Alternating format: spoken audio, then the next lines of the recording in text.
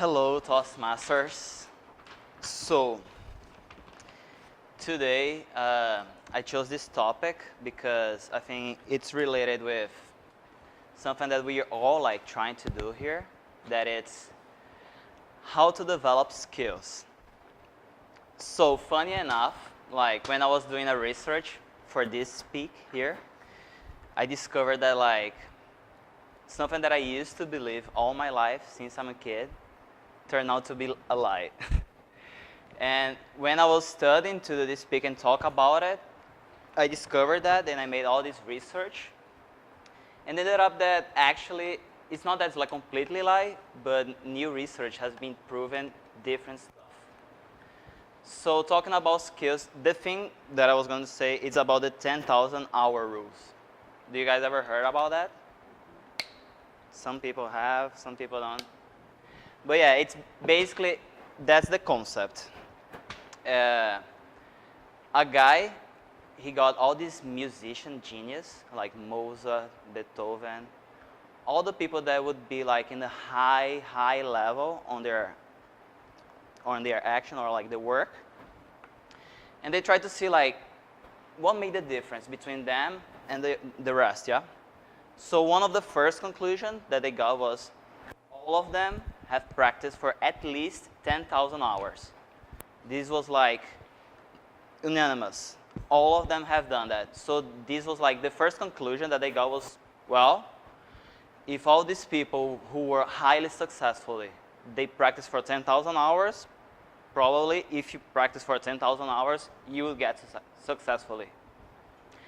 So I used to believe on that, and I mean, it is true in certain points, but now we're seeing that it's not exactly like this.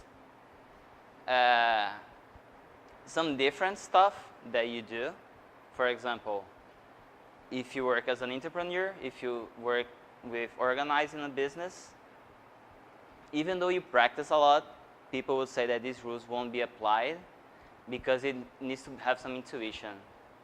So we're getting like the conclusion nowadays that, of course, everything that we heard from our parents is like, you have to practice. Practice hard, we get to perfection. It is true, but we need to learn how to practice.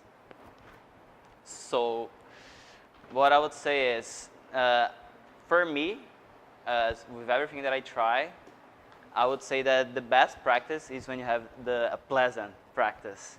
That's when it actually gets into your brain.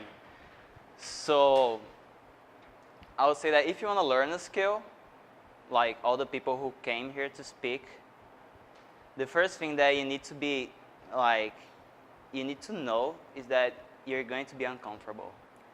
Any new skill, anything that you try to learn, it's going to be uncomfortable. The first time that you try, you're not gonna like it. You wanna try to quit. That's just instinct. That's how your body reacts to anything that you don't know how to do. So the first time that you do anything, like all the people who came here to practice, in which everything inside them will tell him, just go home. Why are you here? And you just fight against him, that's your first step. After you do that, then of course you need to have the repetition. Then you do it again and again and again. It's weird. I know if like, sometimes when you practice with instrument, I like to play guitar, it's weird that some stuff you feel like you're not going to do, but at one point just clicks. And it's on the practice that you get this. You need to be practicing, even though you're not doing it. But if you insist, at one point, it clicks. And then you're just like, whoa, now I can do it.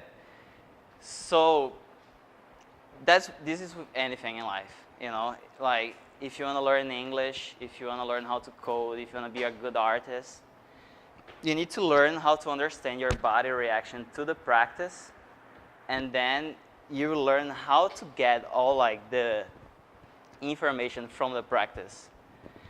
When I come here, usually I would speak with people and they would be like, oh, you have a perfect English. How do you do that? They would think that like I'm some kind of genius for speaking English. But what people don't know is that I've been studying English since I was born. Like my parents put me in special school when I was 5. I used to listen to, so like I've been practicing English since I was born. So of course I would be speaking. It was not like I had a different brain structure. It was just practice, so this would be my tip. And even nowadays, even after kind of speaking, I still would do some weird stuff.